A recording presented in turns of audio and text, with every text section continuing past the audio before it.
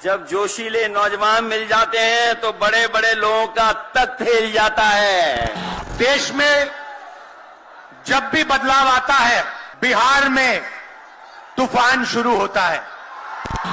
आपके चाचा मामू की चाय पीने के लिए गए हैं, लेकिन कल वो चाय पी के वापिस आएंगे, फिर नहीं लेना आपको।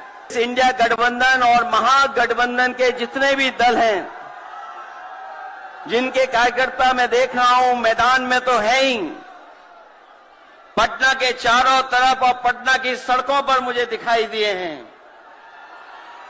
जिन्होंने चुनाव शुरू होते ही ऐलान कर दिया है कि अगर उत्तर प्रदेश 80 हराओ का नारा दे रहा है, अगर उत्तर प्रदेश 80 हराओ का नारा दे रहा है तो बिहार भी पीछे नहीं है। 40 हराओ का नारा यहां से भी निकल करके जा रहा है। और अगर यूपी और बिहार मिलकर के 120 सीट हरा देंगे तो भारतीय जनता पार्टी का क्या होगा। इस ऐतिहासिक मैदान में मैं कहना चाहता हूं कि 2024 में संविधान मंथन होने जा रहा है। एक तरफ वो लोग हैं जो संविधान बचाना चाहते हैं, संविधान के रक्षक हैं, और दूसरी तरफ वो लोग हैं जो संविधान के भक्षक हैं, संविधान को खत्म करना चाहते हैं। ये जो जोश दिखाई दे रहा है यही बदलाव लाएगा, यही भाजपा को हटाएगा। जब जोशीले नौजवान मिल जाते हैं तो बड़े बड़े लोगों का तख्त हिल जाता है। तो इस बार उन्हें आप बाहर करोगे कि नहीं करोगे? पहली सूची बीजेपी की आ गई, उस सूची में बिहार बाहर है, बिहार नहीं है उसमें, इसलिए बिहार से वो बाहर जाने वाले हैं। देश में जब भी बदलाव आता है, वो बिहार में तूफान शुरू होता है। यहां से तूफान बाकी प्रदेशों में जाता है। ये बिहार जो है देश की राजनीति का नर्व सेंटर है, यहां से ही शुरुआत होती है। आज देश में विचारधारा की लड़ाई है। एक तरफ नफरत, हिंसा, अहंकार, और दूसरी तरफ मोहब्बत, भाईचारा और एक दूसरे की इज्जत। जैसे मैंने यात्रा में कहा,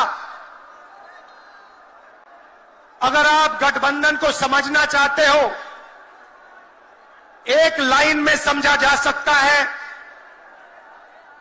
नफरत के बाजार में मोहब्बत की दुकान खोलते हैं हम। नफरत क्यों फैल रही है? भाई और बहनों, नफरत का सबसे बड़ा कारण देश में अन्याय है। अन्याय, युवाओं के खिलाफ अन्याय, आप सबके खिलाफ अन्याय, किसानों के खिलाफ अन्याय, सामाजिक अन्याय, आर्थिक अन्याय। प्रधानमंत्री जी 2-3 बड़े अरबपतियों के लिए काम करते हैं, 2-3 लोगों के लिए काम करते हैं, उनका 16 लाख करोड़ रुपया प्रधानमंत्री ने पिछले 10 सालों में माफ किया है। मैं आपसे पूछना चाहता हूं, उन्होंने हिंदुस्तान के किसान का कितना कर्जा माफ किया? हिंदुस्तान के मजदूरों का कितना कर्जा माफ किया?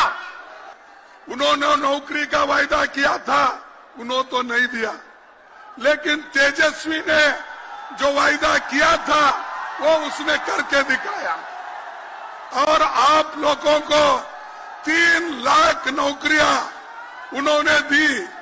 तो ये समझिए इंडिया गठबंधन वाले जो कहते हैं वो करते हैं, उसका उदाहरण यही है। तीसरी बात, आज इंडिया गठबंधन बीजेपी का मुकाबला कर रही, मोदी का मुकाबला कर रही। जब तक आप मोदी को नहीं हटाएंगे इस देश में सुख और समृद्धि नहीं रहेंगी, लोकतंत्र नहीं बचेगा, संविधान नहीं बचेगा। संविधान बचना है, लोकतंत्र बचना है तो आप सभी लोग मोदी को हटाना चाहिए, बीजेपी को हटाना चाहिए। लेकिन तेजस्वी जी कहां गए? उनके चाचा शरण में गए, आपके चाचा शरण में गए और बोल रहे हैं बाहर जाके मैं थोड़े दिन के लिए बाहर गया था। ये तो नीतीश ने बोला ना। नीतीश ने क्या बोला? थोड़े दिन के लिए बाहर गया था, मैं फिर वापिस आया हूं, आपके चरणों में ही मैं रहूंगा, ये उसने कहा। लेकिन आपके चाचा तो मामू की चाय पीने के लिए गए हैं। आपके चाचा मामू की चाय पीने के लिए गए हैं, लेकिन कल वो चाय पी के वापिस आएंगे, फिर नहीं लेना आपको, फिर उनको वापिस नहीं लेना।